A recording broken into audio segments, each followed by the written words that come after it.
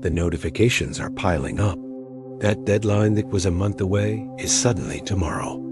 Your career path, once a straight line, now feels like a maze in a thick fog. You're juggling projects that feel too big, navigating career shifts you didn't see coming. And for every step forward, it feels like you're sliding 2 steps back. It's a constant battle, and let's be honest, exhaustion is winning. You feel the pressure cooker hiss, the anxiety creep in, and that nagging sense that you're not even in the driver's seat of your own life anymore. But what if the answer wasn't to grip the wheel tighter, to work harder, or to hustle more? What if the secret to getting back in command was actually letting go?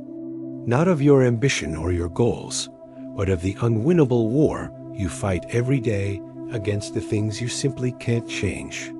There's an ancient mindset, forged in crisis and perfected over centuries, that helps you reclaim your power by focusing your energy only where it counts. This is the core wisdom of Stoicism, and in this video, we're breaking down exactly how you can use its central principle to build an unshakable core of calm and focus in your chaotic modern life. To really understand this, we have to travel back in time to a disaster at sea. The story goes something like this. A wealthy merchant named Zeno of Citium has his entire fortune, his whole life's work loaded onto a single ship. And then, a storm hits. He loses everything. The ship sinks, and he washes up in Athens with nothing but the clothes on his back. For most people, this would be the end. A total catastrophe. But for Zeno, it was a new beginning. With everything external stripped away, he was forced to turn inward. He wandered into a bookstore, discovered the teachings of Socrates, and had a life-changing realization. The sea could take his stuff, but it couldn't take his character. It couldn't touch his ability to reason, his virtue, or how he chose to respond to the disaster. This idea became the seed from which Stoicism grew. Zeno stumbled upon a fundamental truth we forget all the time. The world is always going to be unpredictable. Storms will come, projects will get messy, people will be people. So, if our peace of mind depends on controlling all that stuff on the outside, we're doomed. It has to be built on a different foundation, entirely on mastering the one and only thing we truly own, our mind. The Stoic philosopher Epictetus, man who was born a slave and became one of the most respected teachers in the Roman Empire, put this idea perfectly. He said, "Some things are within our power, while others are not. That's it. That's the master key." It's called the Dichotomy of Control, and it's a simple 2-step process for sorting out your life. First, you have the things that are within your control.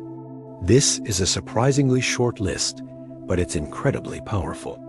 It includes your beliefs, your judgments, your choices, and your actions. Your inner world is the only place where you're the undisputed boss. Second, you have everything else. This is the long list. What other people think of you, whether someone replies to your email, if you get that promotion, the economy, your health, your reputation, and the final outcome of your best laid plans. So much of our anxiety, frustration, and disappointment comes from a simple sorting error. We burn our precious energy trying to manage, manipulate, and worry about everything on that second list. We try to force an outcome, control how a colleague sees us, or undo a past mistake. It's like trying to command the ocean to be still. It's a guaranteed way to feel exhausted and powerless. The Stoic approach isn't about being passive or giving up. It's the opposite. It's about being strategic. By consciously deciding to let go of what you can't influence, you free up a massive amount of energy. Then you can redirect all that power toward the things you can influence, your own thoughts and your own actions. This is how you stop reacting to the world and start acting with purpose within it. It's not about quitting the fight. It's about choosing the right battles. So, how do we actually do this? The Stoics didn't just give us the idea. They gave us a toolkit built around 3 core disciplines. First is the discipline of perception. This is all about mastering how you see things. The Stoics taught that it's not events that upset us, but our judgments about them. An unexpected project change isn't inherently bad. It's our brain that slaps that label on it. As the Roman Emperor Marcus Aurelius wrote in his private journal, "You have power over your mind, not outside events. Realize this, and you will find strength." When a challenge hits, the untrained mind freaks out. This is a disaster. I'm toast. The Stoic in training pauses. They look at the event objectively and then consciously choose their perception. Instead of disaster, maybe you choose opportunity. An opportunity to show how adaptable you are. An opportunity to learn something new. By changing the story in your head, you change your reality and put yourself in a position to respond constructively. Second is the discipline of action. This shifts your focus from the final outcome to your effort. You don't control whether you win the game, but you have complete control over how you play. The perfect analogy for this is the Stoic archer. The archer's job is to do everything in her power for a perfect shot. She chooses the best bow, she checks the wind, she steadies her breath, and she aims with flawless form. All of that is her domain. But the second that arrow leaves the bow, the outcome is out of her hands. A gust of wind, a twitch from the target, anything could happen. The Stoic archer doesn't base her success on hitting the bullseye.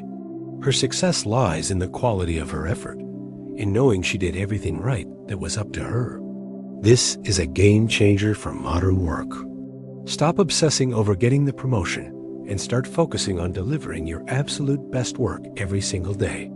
Track your effort, not just the results.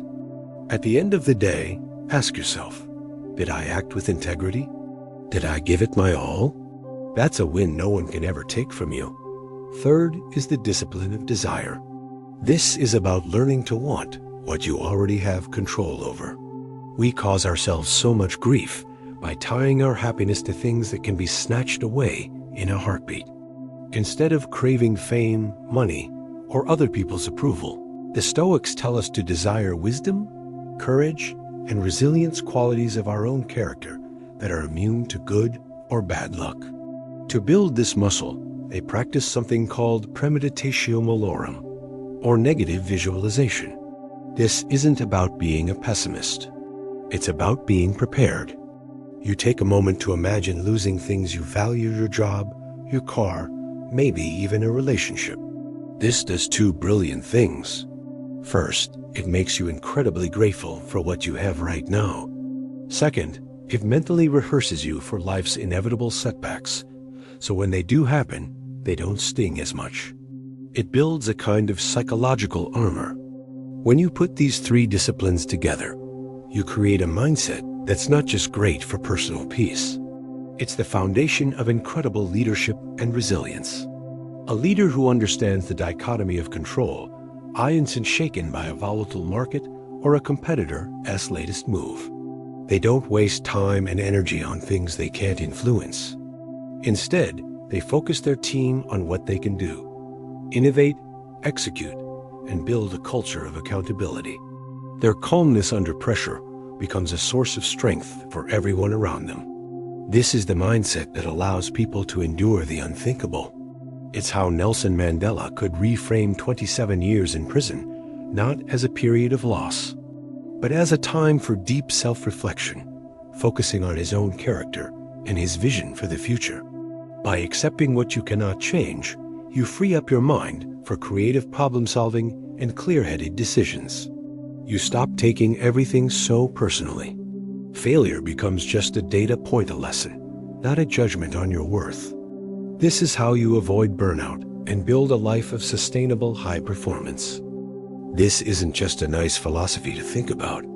It's a system to be lived. So here's a challenge for you. For the next 2 weeks, just try it. Every time you feel stressed, anxious, or angry, pause and ask yourself one simple question.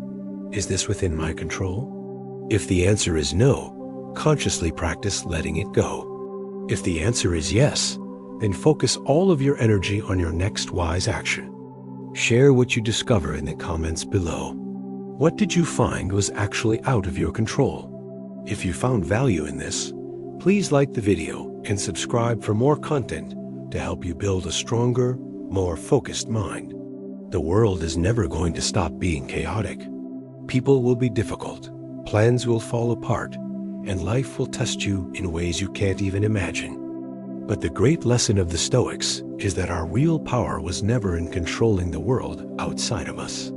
It has always been in mastering the world inside of us. Stop wasting your life fighting battles you can't win. Redirect your precious focus, your energy, and your spirit toward the only things you can change: your thoughts, your actions, and your character.